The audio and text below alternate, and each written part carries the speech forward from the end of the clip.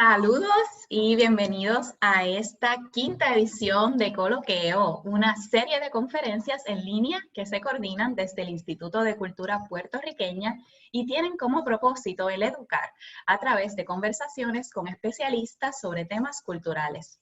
Yo soy Hilda Teresa Ayala González y voy a ser su moderadora durante esta noche. Aprovecho, como siempre, esta intervención para dejarles saber algunos truquitos para que puedan disfrutar al máximo de esta conversación.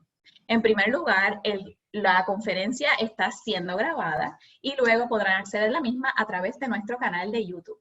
Como participantes, ustedes no tienen acceso al micrófono, pero se exhorta a utilizar el chat o la sección de preguntas y respuestas, que se llama Q&As, para colocar cualquier inquietud o pregunta que tengan sobre la conferencia. Una vez culmine la intervención del Dr. Meléndez, vamos a proceder a atender cada una de sus preguntas si el tiempo nos los permite. Hoy vamos a tener la oportunidad de conocer sobre un partido de exconvictos, Bolívar O'Chart, lógicas carcelarias y el Partido Socialista en Puerto Rico a comienzos del siglo XX, junto al doctor Jorel Meléndez, quien es historiador de Puerto Rico, el Caribe y América Latina. Sus investigaciones se enfocan en la circulación transnacional de ideas radicales desde la perspectiva de comunidades intelectuales obreras. Es autor de Voces Libertarias, los orígenes del anarquismo en Puerto Rico. Está trabajando un nuevo libro titulado The Letter Barriada, Workers' Archival Power and the Politics of Knowledge in Puerto Rico. En esta conferencia se utiliza el caso de Bolívar O'Chart, un líder del Partido Socialista de Puerto Rico, para explorar las formas en que los líderes obreros navegaron los espacios políticos que surgieron luego de la ocupación estadounidense. Se presentará la creación del Partido Socialista en 1915 como un reto a la representación del liderato obrero como criminales. Más aún, veremos cómo el partido ofreció a sus miembros y organizadores las herramientas para retar lógicas coloniales y carcelarias. Sin más, quiero darle la bienvenida al doctor Meléndez. Muchas gracias, muchas gracias. Antes de comenzar, quisiera darle las gracias al Instituto de Cultura Puertorriqueña por la invitación, en particular a la doctora Albeira Rodríguez, al doctor Pablo Crespo, al doctor Carlos Ruiz y a la colega Hilda Ayala por la organización de este evento.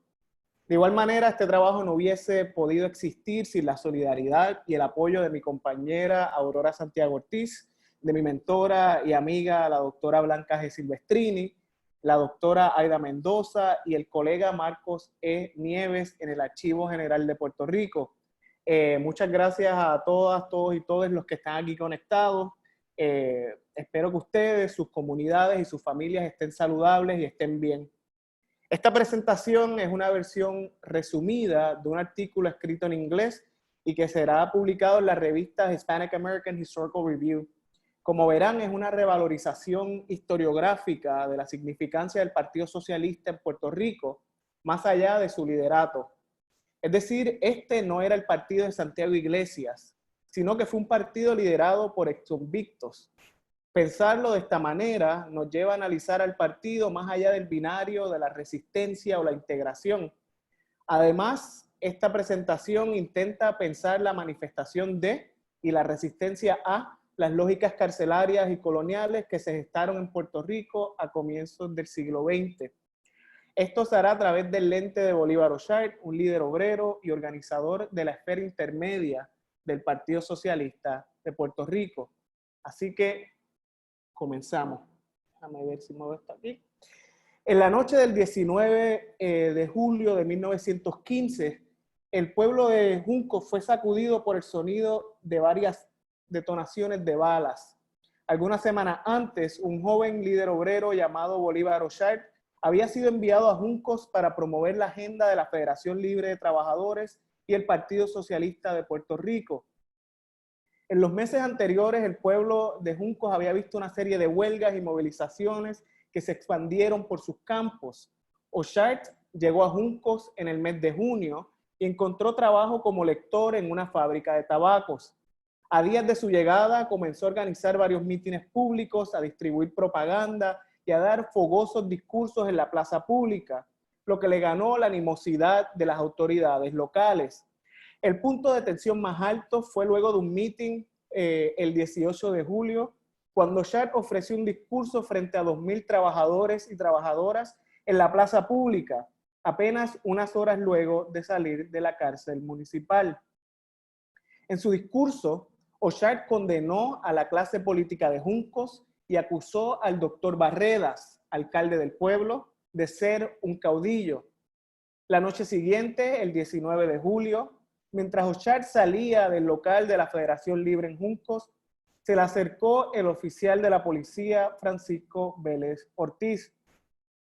Luego de insultar y gritarle a O'Shard, el oficial de la policía sacó su revólver y lanzó 2 disparos, los cuales afortunadamente para O'Shard fallaron.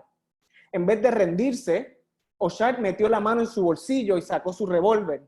En el caos del momento, sus balas cayeron al suelo, mientras que el oficial continuaba disparando sin éxito. O'Shard logró cargar su revólver y devolvió los disparos. Una de las balas impactó al oficial de la policía, el cual cayó al piso mientras O'Shard aprovechó la oscuridad de la noche para escapar. Juncos esa noche parecía una zona de guerra. Se escuchaban disparos en diferentes partes del pueblo por más de 2 horas. Más tarde, O'Shard caminó hacia la prisión municipal para entregarse. Al llegar a la prisión, fue recibido por aplausos y vivas de parte de los otros 14 líderes obreros que fueron arrestados esa noche. Pero el arresto y el ataque de O'Shard no fueron producto de una coincidencia. Tampoco fue un encierro temporero como al que estaba acostumbrado y al que había estado sujeto en los últimos meses. O'Shard fue acusado de conspiración para cometer asesinato y transferido a la prisión de distrito de Humacao. Cuando estaba siendo relocalizado, un grupo de trabajadores siguieron la caravana mientras salía del pueblo de Juncos y le gritaban: ¡Viva el socialismo! A lo que O'Shard le contestaba: ¡Viva la revolución social! Aunque la clase política de Juncos logró mandar a prisión a O'Shard, su popularidad incrementó y se expandió más allá de los límites del pueblo de Juncos. Esta presentación utiliza el caso de Bolívar O'Shard para explorar las maneras en que los líderes obreros navegaron las esferas políticas que surgieron a comienzos del siglo XX. Aunque trabajadores y artesanos llevaban organizando sociedades de apoyo mutuo, gremios y otras organizaciones laborales por décadas, no fue hasta la ocupación norteamericana de 1898 que se creó la infraestructura legal que dio paso a las uniones de oficios y a las federaciones obreras. Mientras las organizaciones obreras proliferaban y las ideas socialistas eran predicadas en las plazas públicas alrededor de todo el archipiélago puertorriqueño, las autoridades, oficiales de gobierno y los patronos comenzaron a crear la imagen del líder obrero y socialista como criminal. O'Shard encarnaba esta categoría. Era un prolífico organizador obrero, era altamente opinionado y no temía a usar la violencia como mecanismo de defensa. Mientras las autoridades despreciaban a los socialistas y le tildaban de criminales, y mientras la élite intelectual puertorriqueña les ignoraba, un puñado de obreros autodidactas, mayormente trabajadores urbanos y diestros, comenzaron a forjar sus identidades como intelectuales, como productores de saberes y como sujetos políticos. En el proceso crearon una comunidad intelectual de la cual surgió el Partido Socialista en 1915. Como mencionaré luego, el inesperado éxito electoral del partido proveyó a Bolívar O'Shard, un organizador de la cúpula intermedia del partido, las herramientas necesarias para navegar y resistir las lógicas punitivas que fueron centrales en el proyecto colonial estadounidense en Puerto Rico. Esta presentación explora un aspecto del proyecto colonial, particularmente cómo las autoridades, oficiales de gobierno y los patronos criminalizaron a los líderes obreros y utilizaron las prisiones y el aparato policial como mecanismo para suprimir su activismo. Además, este artículo presenta la creación del Partido Socialista como un momento de ruptura tanto concretamente como epistémicamente. Independientemente de las posturas políticas del liderato del partido en relación al estatus de Puerto Rico, quisiera proponer que el Partido Socialista presentó un desafío radical a las lógicas carcelarias y coloniales de la época. Es importante también recalcar que el mundo de la política puertorriqueña había sido dominada por profesionales e intelectuales desde finales del siglo XIX. El liderato del Partido Socialista, por el contrario, estaba compuesto por líderes obreros exconvictos, sin más educación formal que la que recibieron en sus talleres. Bolívar O'Shar Ortiz nació en el pueblo de Sidra en 1889. En su juventud comenzó el oficio de tabaquero, el cual le brindó acceso a cierto capital cultural. A diferencia de la gran mayoría de los trabajadores y las trabajadoras puertorriqueñas, los tabaqueros eran personas consideradas aculturadas y educadas, en parte por la práctica de tener lectores en sus talleres. De hecho, tal parece que O'Shar nunca fue a la escuela, pero podía leer y escribir, lo cual le ofreció la oportunidad de ser empleado como lector en talleres de tabaco. Durante su vida adulta fue un miembro activo del Partido Unión de Puerto Rico, formado en 1904. Desde su creación, el Partido Unión dominó la política partidista de Puerto Rico hasta 1924. Su liderato estaba compuesto mayormente por profesionales e intelectuales. O'Shar formó parte de una facción obrera que abandonó al Partido Unión, pues pensaban que no les representaba y eran, en palabras de O'Shar, defensores del régimen social capitalista. O'Shar fue uno de los miembros fundadores del Partido Socialista el 22 de marzo de 1915 en el pueblo de Calley. Este comenzó a promover las ideas del partido el mismo día de su fundación. Por ejemplo, esa misma noche dio un discurso en la plaza pública de Calley en donde argumentó que la Constitución de los Estados Unidos era pisoteada por los representantes de ese mismo país. Esto no le gustó al jefe de la policía, el cual le ordenó que se bajara de la tribuna. Pues a comienzos del siglo XX no era raro encontrar a miembros de la policía en las tribunas obreras monitoreando todo lo que se decía. En más de una ocasión esto terminó en motines con múltiples arrestados, heridos y hasta muertos. Esa noche, O'Shar continuó su discurso, así que el oficial le dio varios macanazos y lo arrestó. Era quizás por esa oratoria combativa que el Partido Socialista envió a O'Shar a promover su agenda en el pueblo de Juncos. Fue ahí, como mencioné al comienzo, que O'Shar fue enviado a prisión por atentar en contra de la vida de un oficial de la policía. Bolívar O'Shar llegó a la cárcel de Distrito de Humacao el 23 de julio de 1915. Influenciado por una amplia tradición impresa de la comunidad intelectual obrera puertorriqueña, O'Shar documentó sus experiencias y publicó un libro que sería muy novedoso en aquel entonces. Su título resumía lo que los lectores encontrarían en sus 90 páginas. Mis 2 años de prisión, cuestiones legales, el sistema carcelario del país. El libro estaba en la intersección del análisis autoetnográfico, la narrativa autobiográfica y los estudios legales. Sin duda alguna, era un libro único en su tiempo. De acuerdo a Luis Sánchez Ocaña, un obrero que prologó el libro, los confinados socialistas eran temidos porque, y cito, porque hablamos, porque escribimos y porque compartimos la verdad con el mundo. Cierro cita. En ese sentido, el libro de O'Shar se tornó en lo que Sánchez Ocaña llamó un fantasma con que asustar a los carceleros. El libro era imaginado como una intervención urgente porque, de acuerdo a Sánchez Ocaña, y cito, todo trabajador sabe que el futuro de cualquier agitador obrero es probablemente la prisión. Cierro cita. La autoridad intelectual para escribir sobre el tema del sistema carcelario no era producto de la prominencia intelectual de estos trabajadores, sino que partía de sus experiencias de vida. Ellos creían que para poder comprender a cabalidad lo que sucedía tras las rejas, la persona tenía que vivirlo.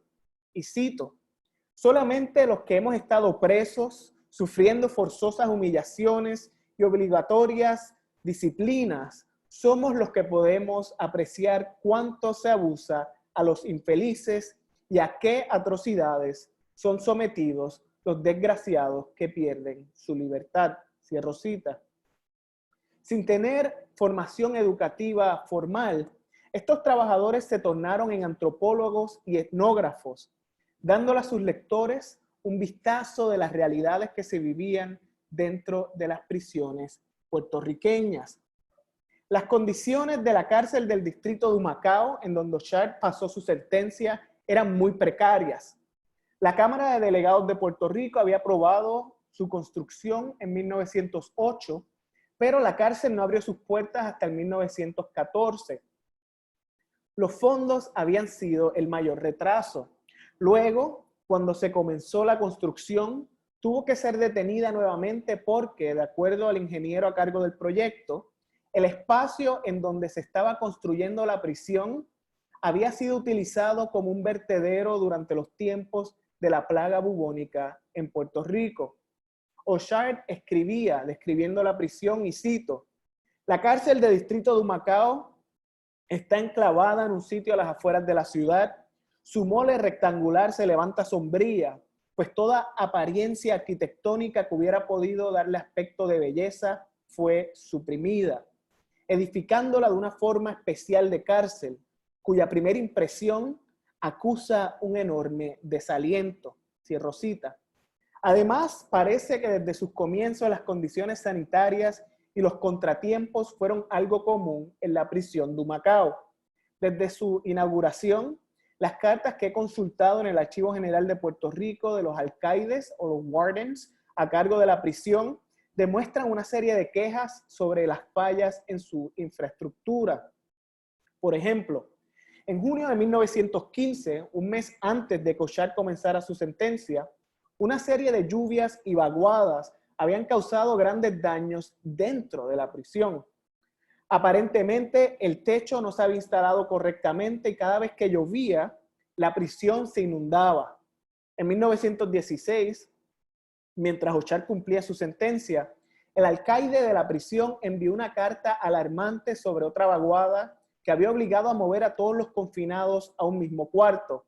Escribía, y cito, era una pena ver a todos los gravemente enfermos temblando del frío en una esquina, cierro cita.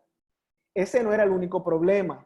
El sistema de tuberías no se había diseñado correctamente y con frecuencia la prisión se inundaba con aguas negras y excremento.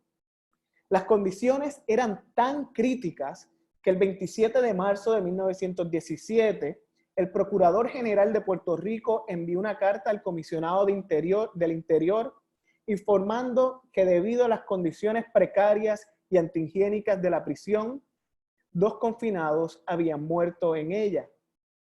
Otro problema que afectaba a la población penal de Humacao era la enfermería. Esta había sido construida justo arriba de la cocina y se llenaba de humo, lo cual la hacía inoperante durante el día. No fue hasta 1923, 5 años luego de que O'Shard dejara la prisión, que se movió la enfermería del lugar. Sánchez Ocaña argumentó, y cito, la penitenciaría de Puerto Rico es un lupunar inmundo, donde fermenta el germen de todos los vicios. La sodomía y el onanismo, como en la antigua Gomorra, sientan allí sus reales crapulosas, cierro cita. O'Shard y Sánchez Ocaña argumentaron en su libro que debido al comportamiento inmoral dentro de las prisiones, cualquier persona buena que termine detrás de las rejas sería corrompida. Era, en sus palabras, la universidad del crimen. Este discurso era complementado en el libro por un análisis sobre la disciplina, mucho antes que Foucault, y cómo era utilizada para deshumanizar a los confinados. Ambos obreros creían que en vez de reformarle, la disciplina era utilizada para remover cualquier noción de dignidad y amor por la libertad. Esto era hecho a través del confinamiento y el control de sus cuerpos. Y Auchard escribía, y cito, a pesar de la longitud: si la prisión suprime la libertad, que es lo más hermoso, la disciplina trata de suprimir la dignidad, que eso es lo más honoroso que posee el hombre. Esto se logra sometiendo a los hombres a una disciplina antihumana, antieducativa, bestial y desdorosa. Es como quieren los hombres de pro hacer útiles a los que la desgracia y la ignorancia conduce al delito y a la cárcel. No consiguiente sino vomitarlos al rostro de la misma sociedad, hechos unos pingajos, después de haberlos tenido en el vientre asqueroso de los penales, donde se anemian y ulceran por falta de alimentación y cuidado, y por los excesos rigurosos del trabajo y los castigos corporales a que se someten sus pobres humanidades. He ahí la disciplina de los penales. Cierro cita. El sistema carcelario, creía Auchard, estaba diseñado para crear dependencia, atrayendo así nuevamente a aquellos que pasaban por sus rejas. Para romper con este ciclo, creían los socialistas, era necesaria una transformación radical del sistema educativo. Es decir, creían que la educación era la única herramienta necesaria para prevenir el crimen. Esto, a su vez, enseñaría a las personas a respetar la humanidad del otro y haría al sistema carcelario innecesario. Por falta de espacio y tiempo, no entraré o elaboraré en esta presentación un tema que me parece sumamente importante mencionar, y es que los socialistas no solamente articularon una crítica de la prisión, sino que también teorizaban cómo abolirla. Con la creación del partido, el tono fue modificándose y comenzaron a pensar en cómo reformarla. Pasaron de la abolición a la reforma. En su agenda legislativa, nunca faltaba legislación relacionada al tema de las prisiones. Es decir, la necesidad y la urgencia de la reforma del sistema penal era una idea compartida por muchas y muchos socialistas, incluyendo al liderato del partido. Desde su creación, el Partido Socialista requería que todos sus miembros apoyaran a las uniones obreras afiliadas a la Federación Libre en sus municipios. Eso significaba que necesitaban proveer apoyo a aquellas personas arrestadas por participar en huelgas o en cualquier evento relacionado.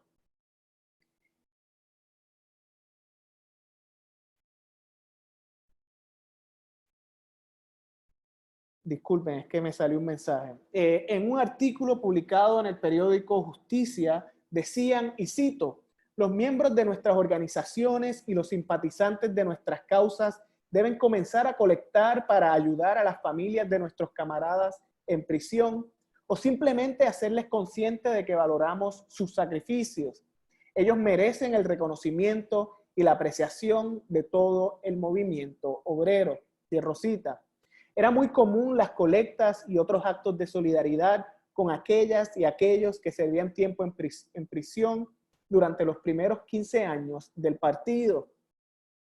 A pesar de la retórica de solidaridad, hubo grandes tensiones dentro del partido durante las décadas del 30, cuando la membresía comenzó a desconfiar del liderato tras sus alianzas con partidos burgueses.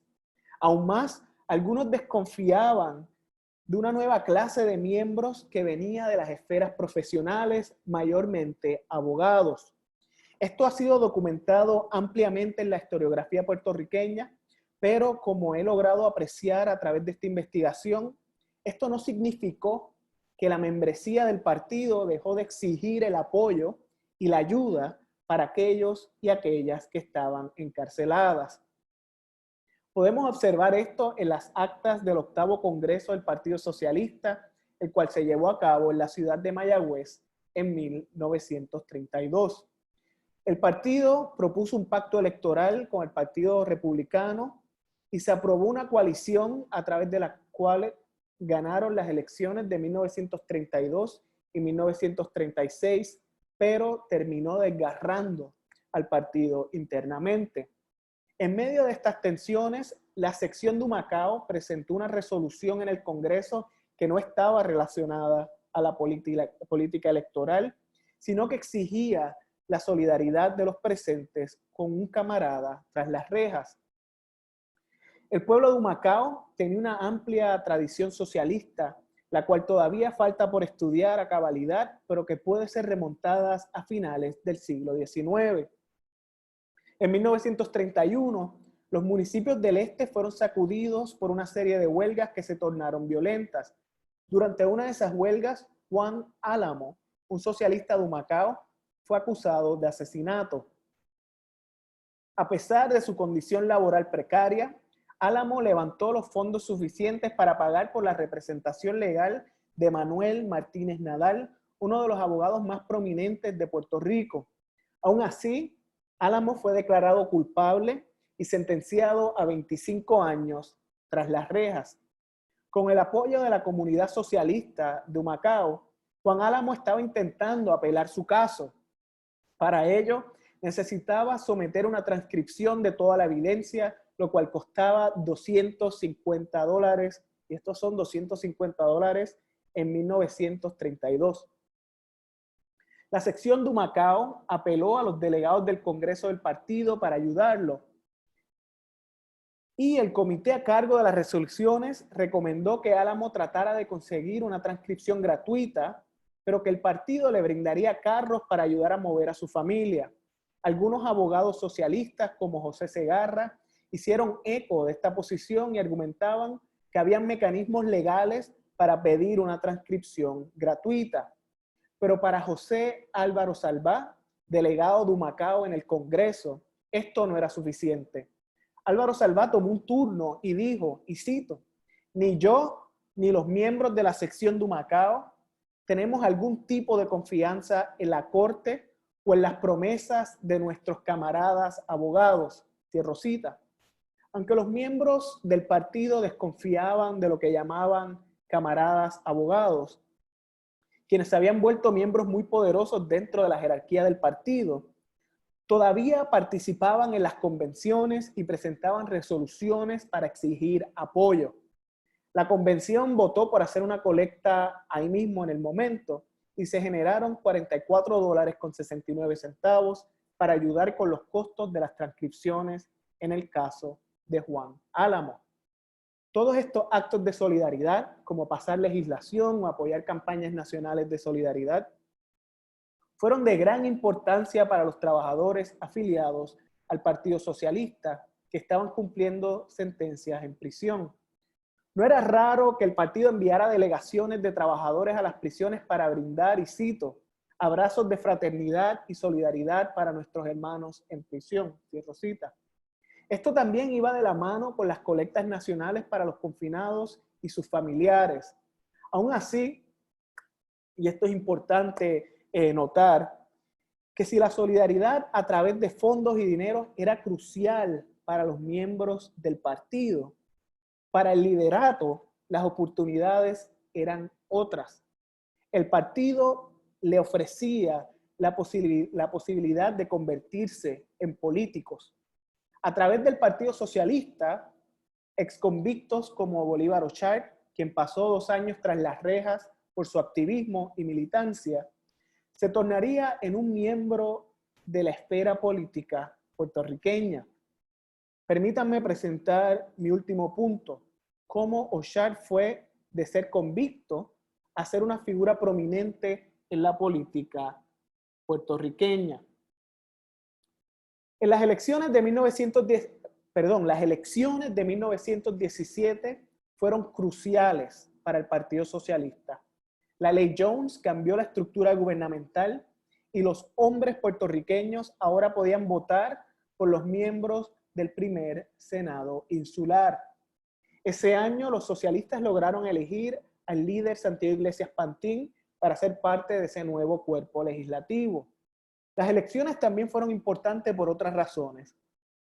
Para el asombro de los partidos tradicionales, 24.468 de los 244.540 votos, es decir, el 10% de los votos, fueron bajo la insignia del hacho encendido del Partido Socialista. Bolívar O'Shea seguía los eventos desde su celda en la prisión. De hecho, su nombre, el nombre de Bolívar O'Shea, estaba incluido en la papeleta socialista, pues este corrió para una silla dentro de la Cámara de Representantes desde su celda en prisión. Aunque este no logró la nominación, O'Shea utilizó la exposición que le dio la candidatura para añadir momentum a la campaña por su liberación. Y al parecer, esta estrategia fue exitosa. El gobernador Arthur Yeager, un enemigo declarado del movimiento obrero, le otorgó su libertad en 1919. En las elecciones del 1917, el Partido Socialista también ganó la Asamblea Municipal del pueblo de Fajardo con 1.175 votos. Y menciono el pueblo de Fajardo porque fue una victoria política simbólica de grandes proporciones. Fajardo era el pueblo natal de Antonio Barceló, el presidente del Partido Unión. Fajardo había sido un bastión del Partido Unión desde las elecciones de 1905, pero desde 1917 se le comenzó a llamar coloquialmente como la Ciudad Roja. El Partido Socialista ganó todas las elecciones hasta el 1944, cuando el Partido Popular Democrático rompió con la hegemonía socialista para establecer la suya.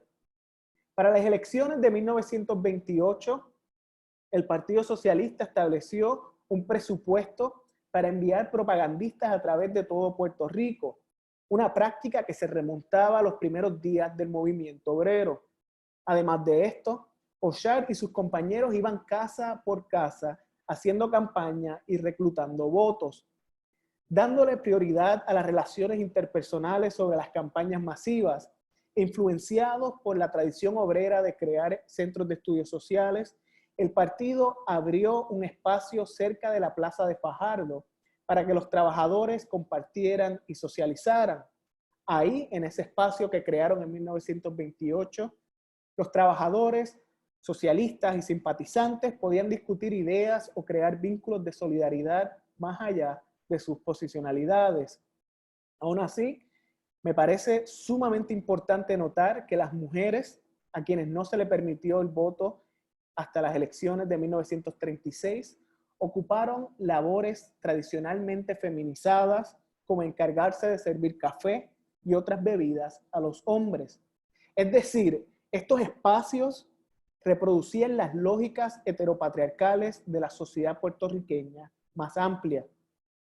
Durante esas elecciones de 1928, el Partido Socialista unió fuerzas con una facción del Partido Republicano conocido como los Puros, intentando hacer las cosas difíciles para la coalición socialista. El gobernador cambió la ley electoral, obligando a los socialistas a crear el Partido Socialista Constitucional. Los socialistas sufrieron una derrota desmoralizante a nivel nacional frente a la alianza puertorriqueña, compuesta por miembros del Partido Unión y otra facción del Partido Republicano. La alianza ganó 4 de los 7 distritos senatoriales. Aún así, el este de Puerto Rico se mantuvo firme dentro del campo socialista. Más aún, los esfuerzos de los socialistas de Fajardo fueron fructíferos. En 1928, Bolívar O'Shea se convirtió en el alcalde de la Ciudad Roja. Es decir, un organizador socialista, autodidacta, líder obrero y exconvicto, utilizó la infraestructura del Partido Socialista para entrar a la esfera política y convertirse en un oficial electo. Esto fue el comienzo de una carrera política que duró varias décadas. O'Shea fue electo senador en 1932 y fue una posición que mantuvo hasta las elecciones de 1944. No solamente se convirtió en un político, pero también obtuvo movilidad social. O'Shea falleció el 27 de abril de 1960.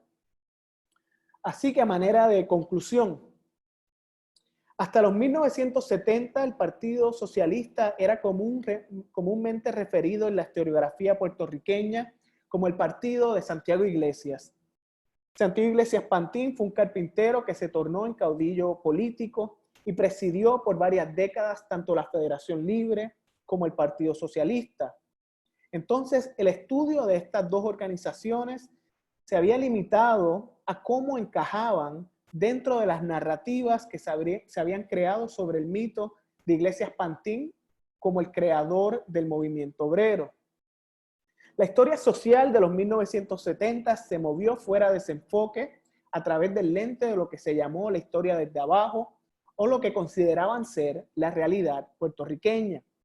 Pero el estudio del Partido Socialista en ocasiones se articuló y todavía se articula dentro de un binario de resistencia o integración en relación al estatus político de Puerto Rico.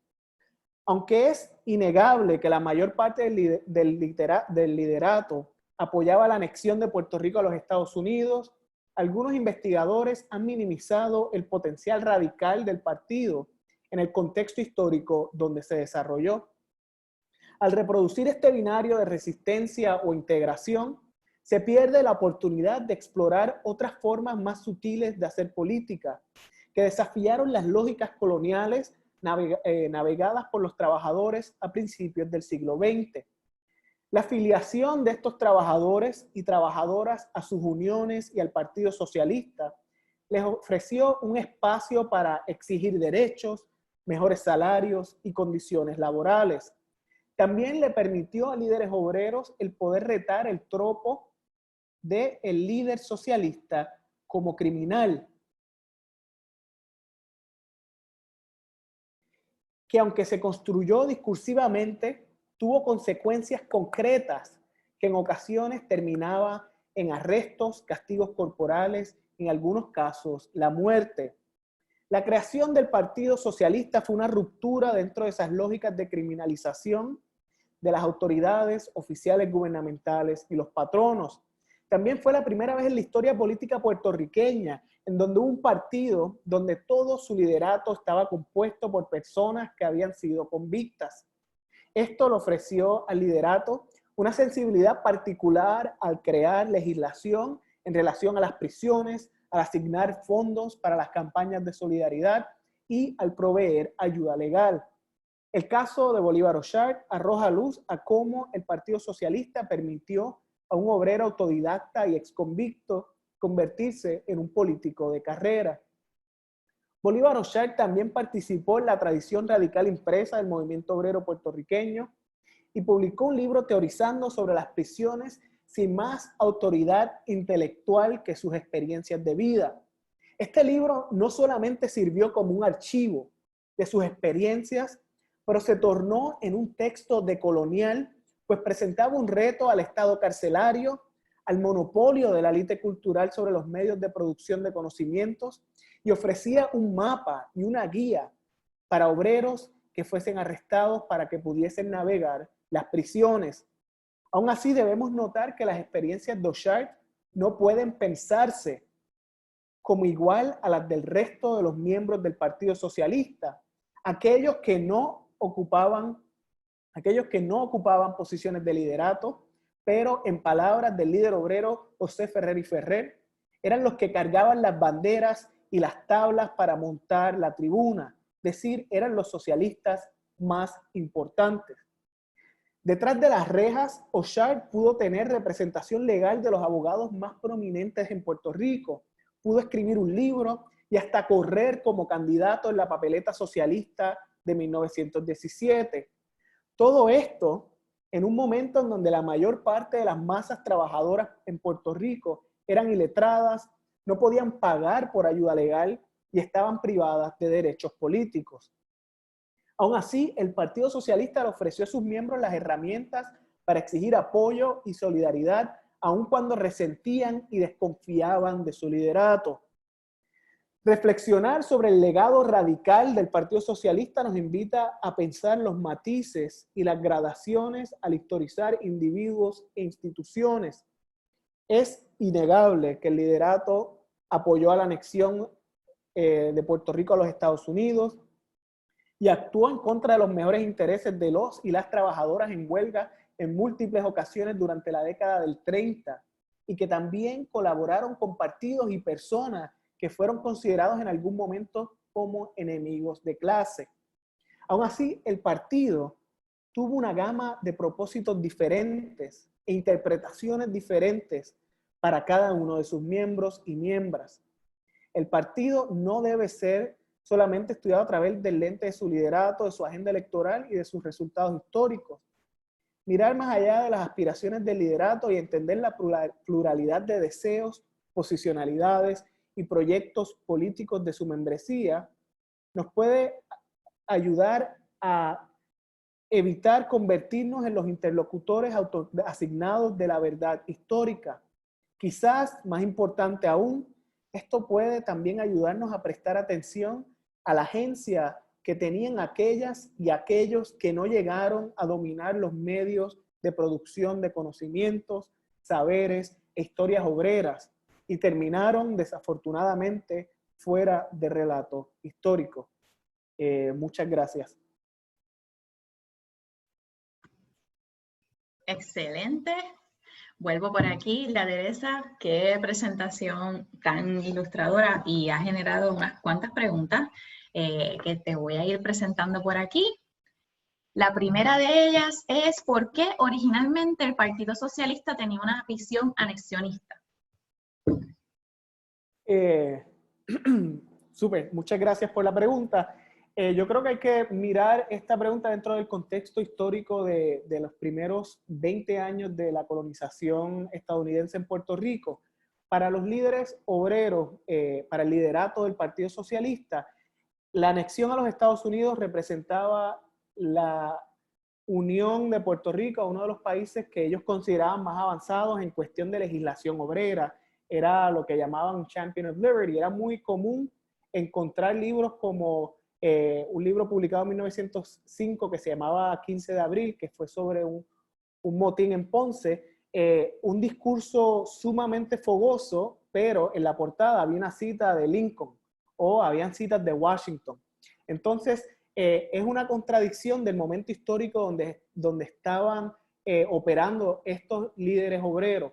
Ahora, a mí lo que me parece interesante es que como los líderes obreros fueron los que tenían acceso a la producción de narrativas históricas, usualmente pensamos el partido como un partido en pro de la anexión, pero si nosotros vemos y leemos en contra, lo que le llaman en inglés against the grain, podemos ver que había disidencia dentro del partido, y esto lo han estudiado otras historiadoras e historiadores.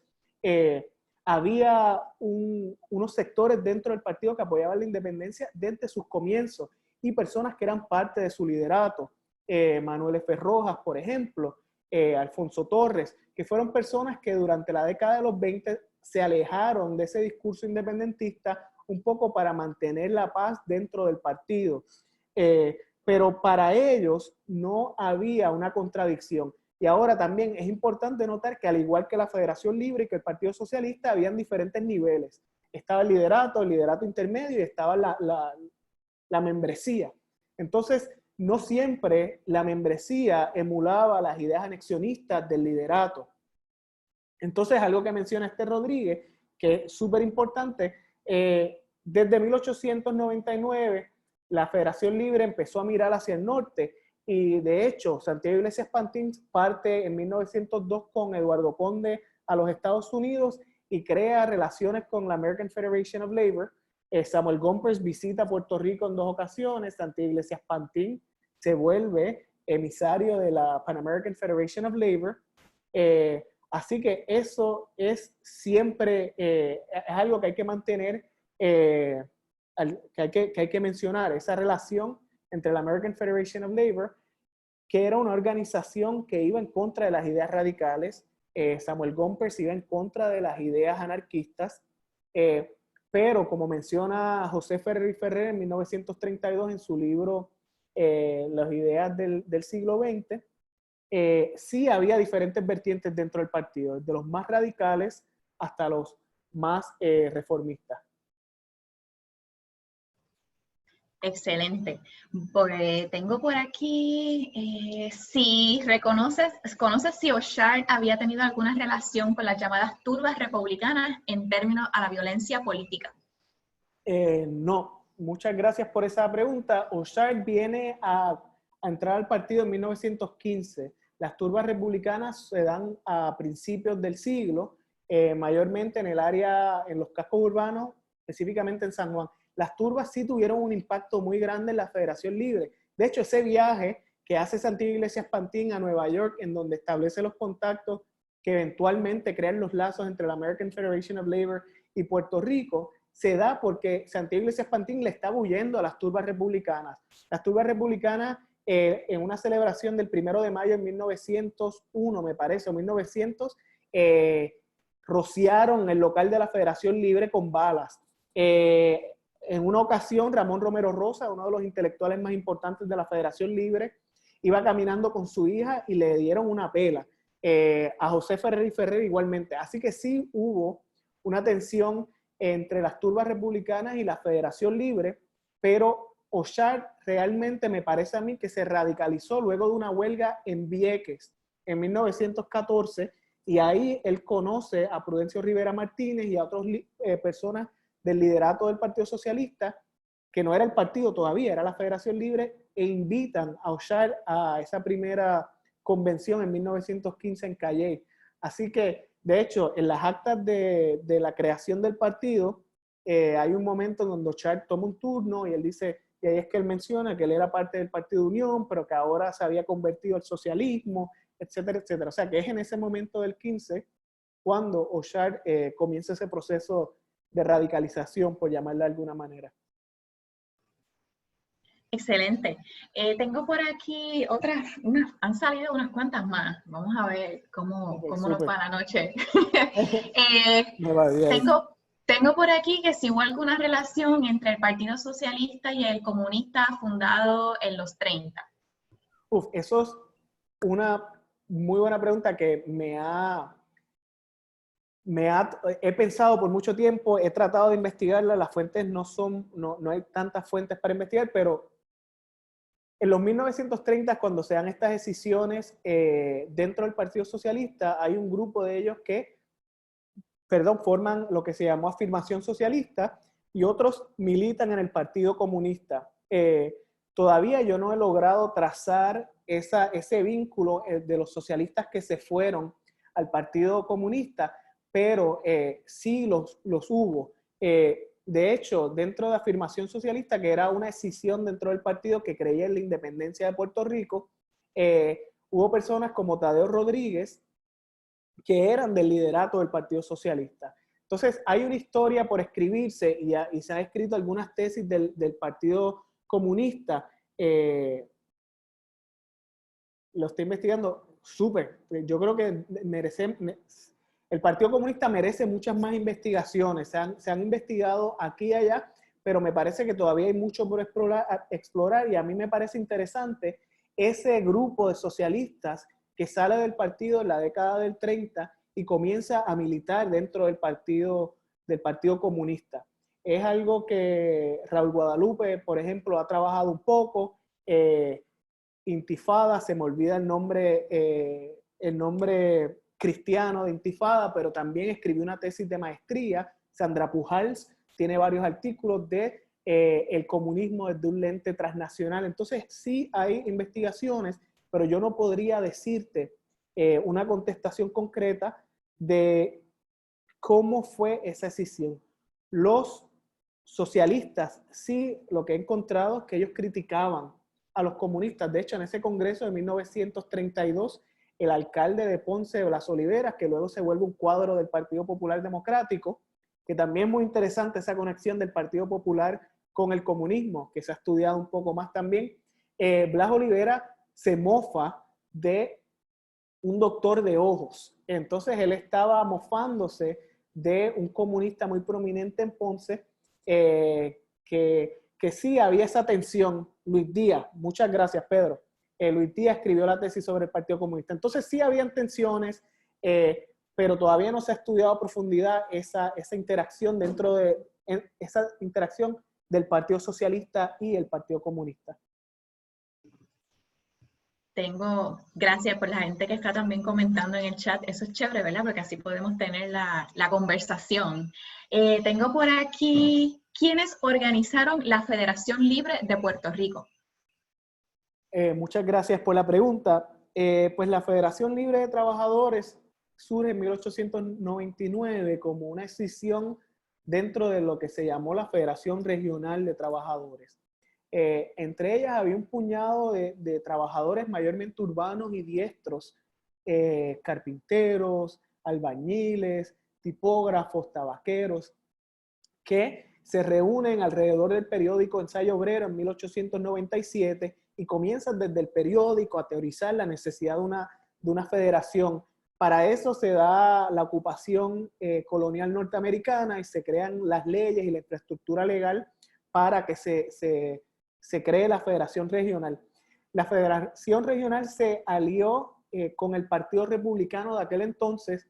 Entonces sí hay una relación muy directa de las turbas republicanas que alguien preguntaba hace un ratito y la Federación Regional. Muchos miembros, José Mauleón, por ejemplo, del Partido Republicano, eran miembros de la Federación Regional. Pero en un congreso de la Federación Regional, cuando se intentó establecer oficialmente esa relación entre el partido y la federación, hubo un grupo liderado por José Freddy Ferrer, Ramón Romero Rosa, Eduardo Conde, Santiago Iglesias Pantín, que se van de la reunión y se mueven y establecen ese día la Federación Libre de Trabajadores, que en sus orígenes era una organización que no iba a estar atada a partidos políticos burgueses, aunque sí crean el Partido Obrero Socialista ese mismo año, que es de muy poca duración, no pueden entrar a las elecciones, pero que es la semilla para ese Partido Socialista de 1915. Así que es ese puñado de trabajadores. Según el mito de Santiago Iglesias Pantín, no habían trabajadores en Puerto Rico organizados, y él hizo así y se organizaron todos. Pero realmente había organización obrera durante las últimas 3 décadas del siglo XIX. Entonces, ya había esa infraestructura en donde estos trabajadores que fundan la Federación Regional tenían experiencias históricas antes de la ocupación norteamericana. Qué chévere que menciona a Santiago Iglesias, porque una de las preguntas era que si O'Sharp era del ala anexionista dentro del partido, al igual que él. Sí, lo era. Entonces es muy interesante porque no logré en esta investigación conseguir mucha información sobre su ideal político en relación al estatus. Cuando estaba investigando encontré el contacto de su bisnieto, que es un pastor evangélico en Fajardo, Boli Bolívar O'Sharp. Entonces lo llamé y me dio el contacto también del nieto de Bolívar O'Sharp y un poco me arrojaron luz sobre esto por algo muy interesante, que el bisnieto estaba muy orgulloso de que Bolívar O'Sharp fue amigo de Luis Muñoz Marín y también fue amigo de Ferré, entonces de Luisa Ferré. Entonces era una persona que se codeaba con diferentes esferas políticas, pero yo estoy casi seguro que sí, era parte del ala anexionista, aunque era como, al igual que se le llamaba a Eduardo Conde, boquiduro y mal hablado. Es decir, no venía de esa cuestión de la política patricia, sino que era anexionista precisamente porque pensaban a los Estados Unidos como este ícono, símbolo de libertades obreras, laborales, etcétera. Pero era anexionista, pero era muy radical. Bueno, le pegó un tiro, empecé la presentación, que le pegó un tiro a un guardia y no fue la primera vez. O sea, no fue la última vez. En 1919 nuevamente se le acusa de dispararle a otro policía.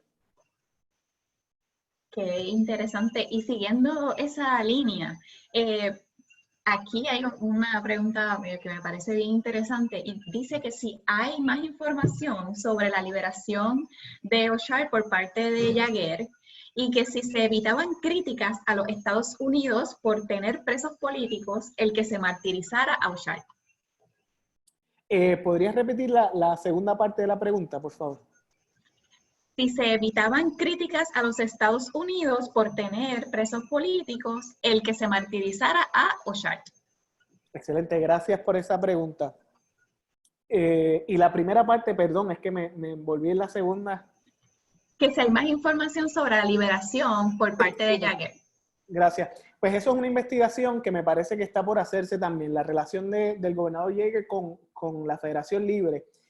Julio Ramos, en su libro Amor y Anarquía, reproduce una carta muy interesante de Yeager criticando el movimiento obrero, y en el archivo, en el Centro de Documentación Obrera Santiago Iglesias Pantín en Humacao, también encontré varias cartas de Yeager con emisarios norteamericanos, y había una guerra de alta intensidad entre el gobernador y la Federación Libre y el movimiento obrero, tanto que el gobernador intentó crear una federación alterna en 1917, pero nunca se dio. Y esto se sabe porque hubo unas cartas que se robaron, y hay un libro que escribió Rafael Alonso Torres sobre este caso que se llama Hurto Menor en 1919, en donde el gobernador Yeager se carteaba con otros líderes obreros que no eran parte de la Federación Libre, intentando crear una federación para crear un contrapeso, un contrapoder a la Federación Libre.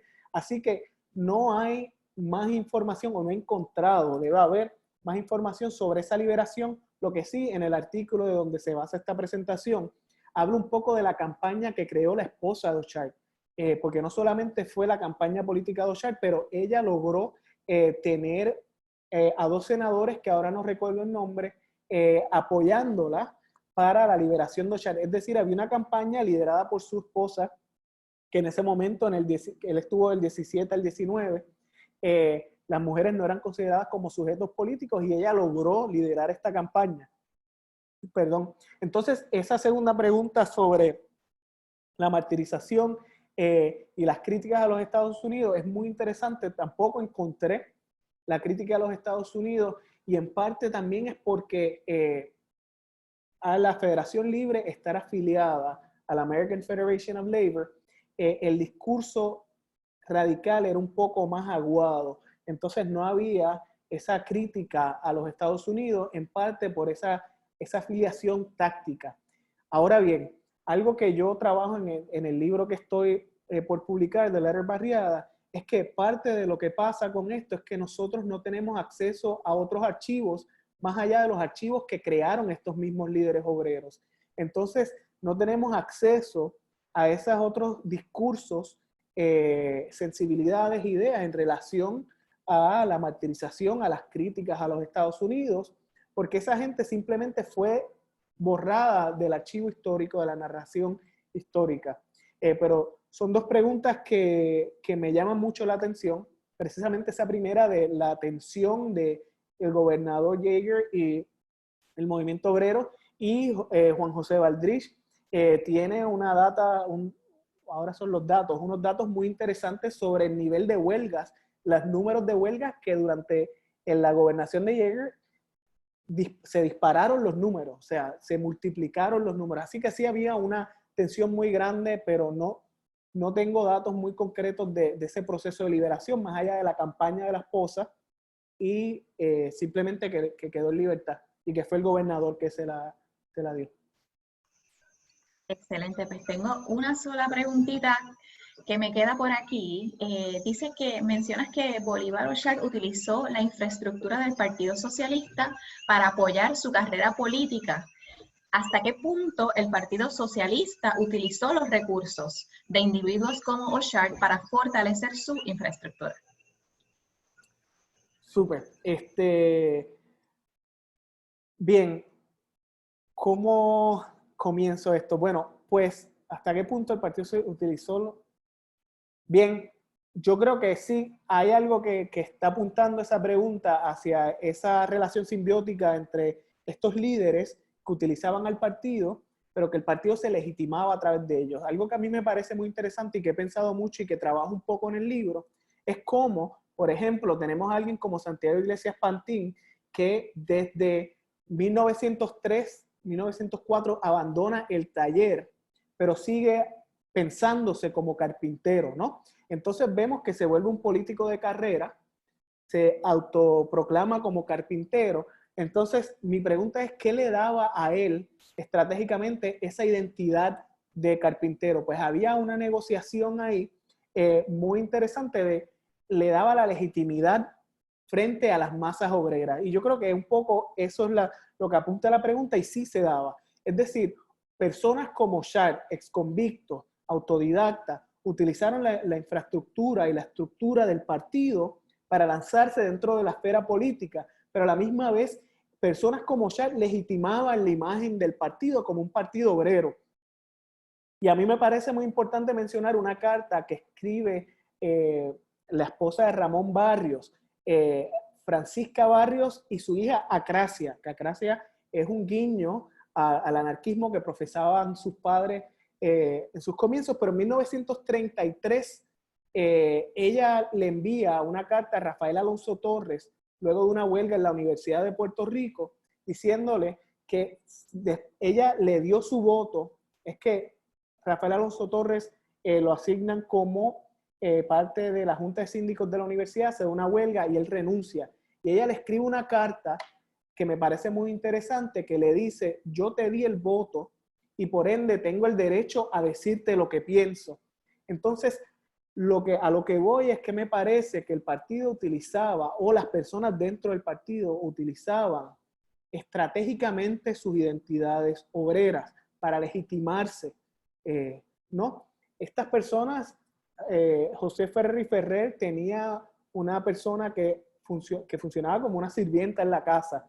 Esta gente lo que tomaban era champán y vino, o sea, ya eran políticos de carrera. Como mencioné, Ochart obtuvo movilidad social, pero a la misma vez utilizaban esa identidad obrera, y el partido la utilizaba también, para poder legitimarse como un partido obrero.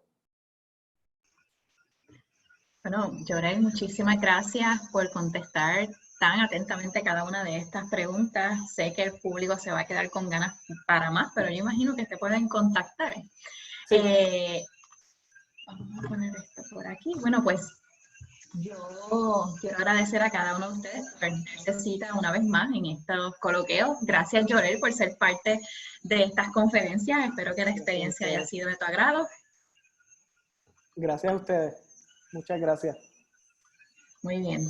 Bueno, pues yo, como todos los martes y jueves, porque ya vamos a hacer esto una costumbre, quiero aprovechar esta oportunidad para compartir con ustedes el enlace a la próxima conferencia de coloqueo, que se titula 500 años de la Inquisición en las Indias, algunos apuntes, por la doctora Albeira Rodríguez. Esta va a ser el martes 7 de abril, a la misma hora, de 6 a 7. Les acabo de compartir por el chat el enlace para que se puedan ir registrando y lo compartan con todos aquellos que ustedes entiendan que van a estar interesados.